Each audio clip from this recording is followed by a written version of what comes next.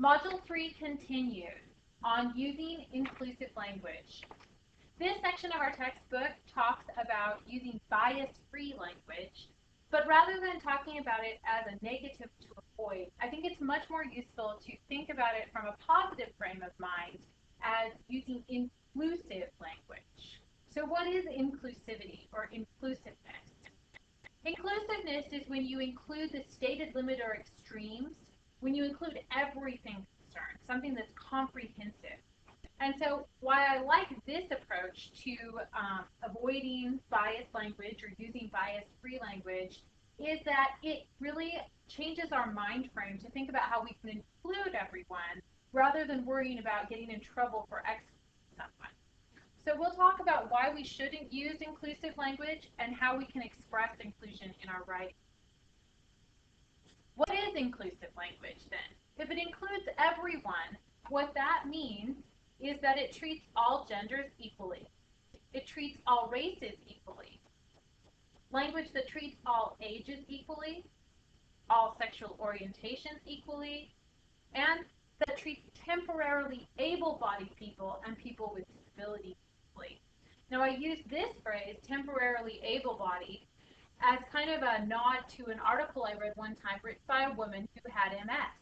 And her point was that actually, at some point in our lifespans, we might all experience a type of disability. In fact, I went to an ADA presentation, which explains that the percentages of people over the age of 75 with disabilities is more than half of the population.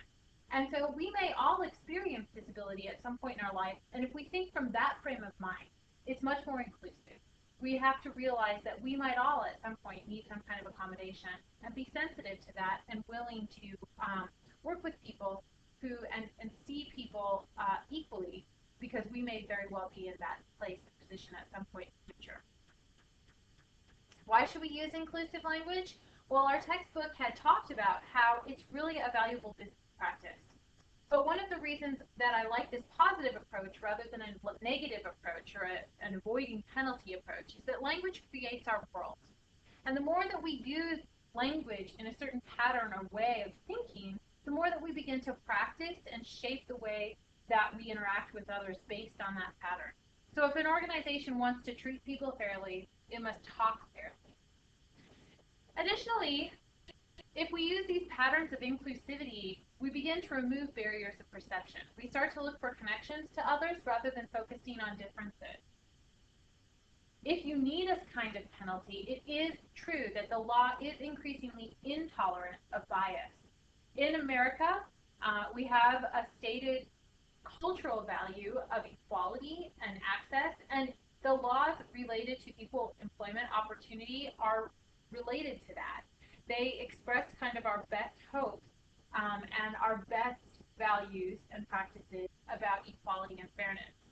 If you have further questions about equal employment opportunity, you can go to the link here. I talk specifically about the Civil Rights Act that apply and about the kind of legal penalties that apply to discriminatory practices. It is, in fact, illegal to discriminate based on protected category. And so here's a poster that you can hang in your workplace that identifies the protections that people have under the law.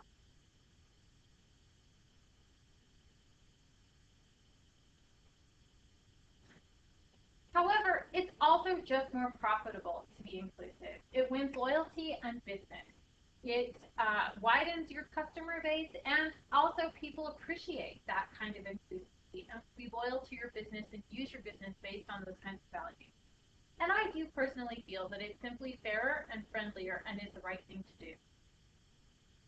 Now, how we can incorporate language inclusive of all genders into our writing. We're going to talk specifically about these 4 categories: words and phrases, job titles, courtesy titles, and pronouns.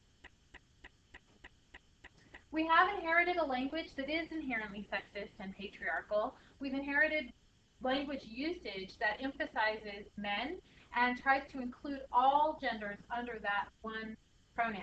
And so we have to think about how we can choose words that are more inclusive of everyone. Rather than using terms like manpower or mankind, we can use neutral terms like personnel, humankind, that are inclusive.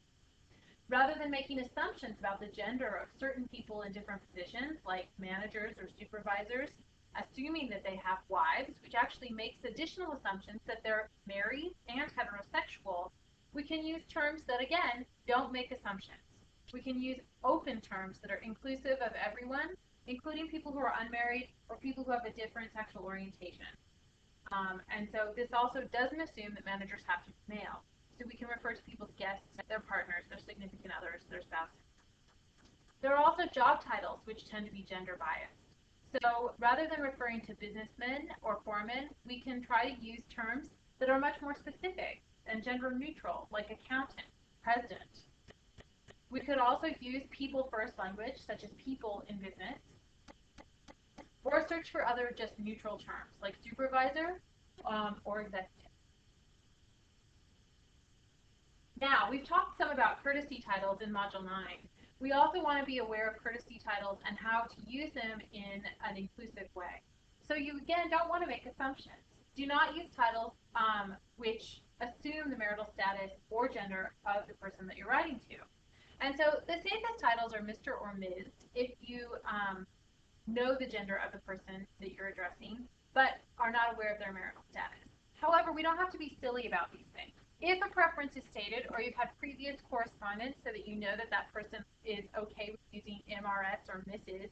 in front of their name, then it's perfectly acceptable to do that. But you want to defer to that personal preference. Again, to refer back to our previous video, you want to treat people as individuals and respect their personal preferences and follow their patterns of behavior and practice. If you're unsure of a person's gender because their name, doesn't indicate that, or you haven't met them before, the safest thing to do is to leave off titles altogether and just use their first and last name and formal address. We also want to use pronouns inclusive of all genders. Now, again, we don't have to be silly. If you know the gender of someone, Mary Milky, and you know Mary and she's a woman, it's perfectly appropriate to use the appropriate pronoun for that specific person. We also want to be inclusive of people who are transgendered. So you want to, again, treat people as individuals and defer to personal preference. If someone has a stated preference for the gender pronoun that is applied to them, then use that pronoun as they request. Now, if you're addressing an audience and you're trying to be inclusive of all genders, you can use gender-paired pronouns if they aren't repeated too often. So this is when you see documents that refer to his or her and include both of the pronouns. This can get awkward, though, if it's done too often. And so you want to just be aware that that can sometimes, if it's like repeated throughout the document, that can get awkward. Some other fixes for this, ways to address everyone in the audience, is just to eliminate the gendered pronoun altogether and use words like a, and, or the.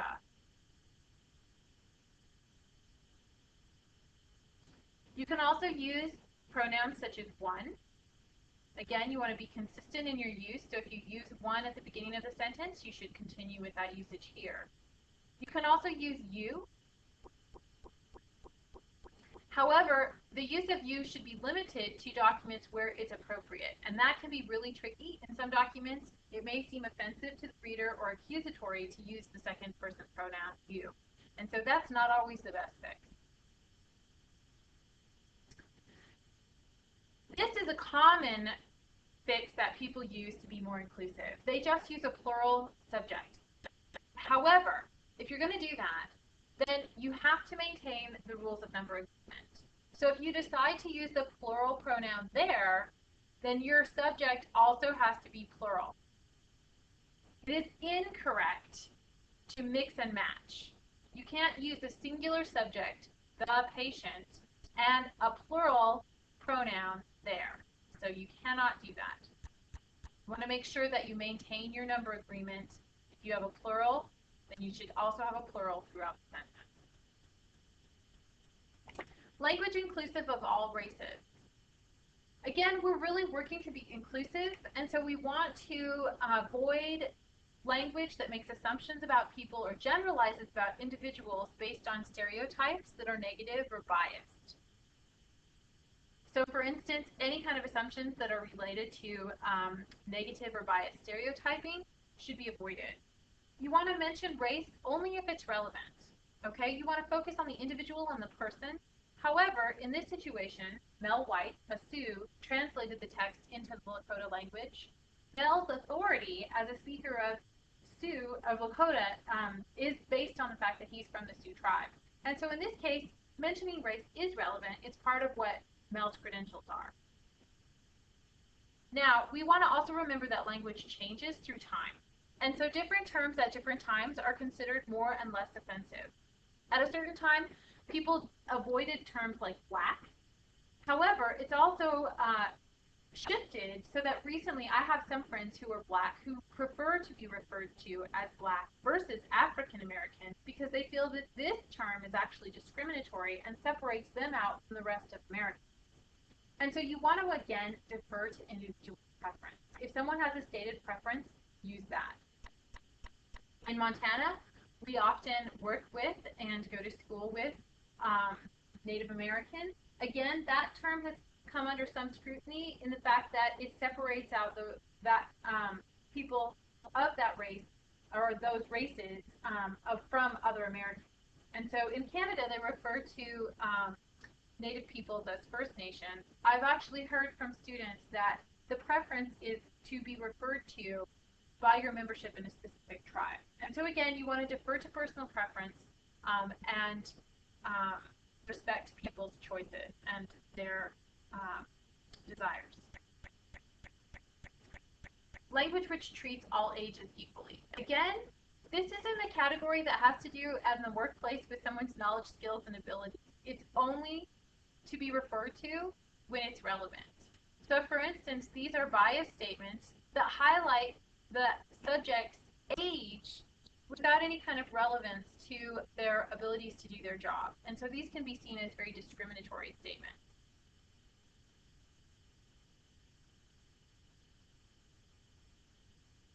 You want to use language inclusive of all sexual orientations. Again, it's only appropriate to refer to sexual orientation when it's relevant.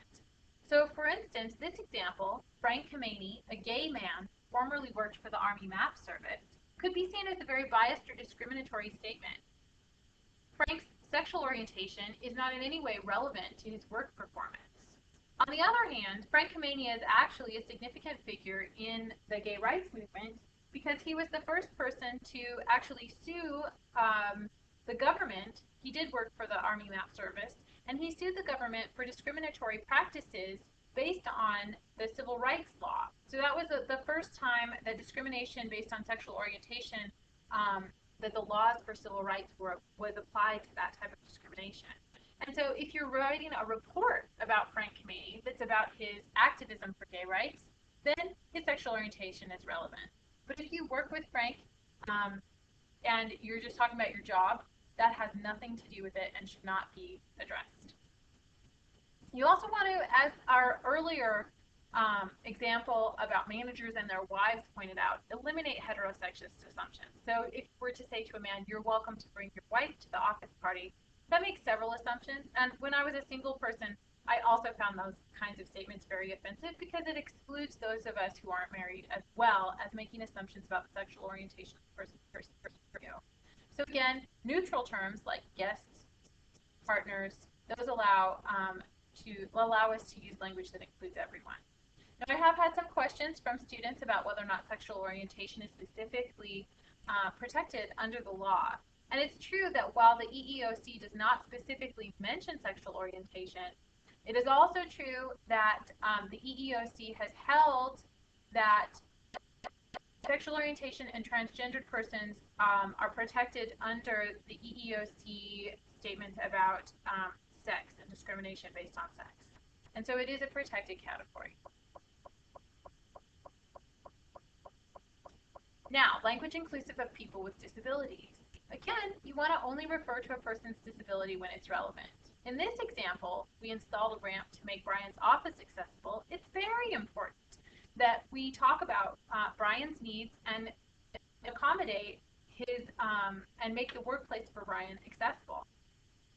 However, if the focus is in a negative way on that person's individual characteristics, or is not focusing on the person's knowledge, skills, and abilities relevant to the workplace, then we're looking at discriminatory or biased language. You You also want to be aware, again, our language has changed. While some of these terms at various points were accepted, they're considered very negative terms. They focus on difference rather than people's ability or individuality. And so they're terms that should be avoided. It's best and is a better way to address people is to focus on people first language, which focuses on our connections and on people's humanity and dignity rather than focusing in a negative way on what separates them or makes them different. Which again, we want to be inclusive. We want to focus on and make everyone feel comfortable in the workplace. So in conclusion, not only do we find a diversity of people in new roles in the workplace, but in an increasingly global society, we also find people of many races, cultures, and ages engaging daily in communication. And so it's our job to not make assumptions about others based solely on our own experience, but be flexible, be sensitive, be responsive, and listen carefully to people's stated preferences, treat them as individuals, and be respectful, and use inclusive language at work so that we can work toward including everyone and avoid harming or offending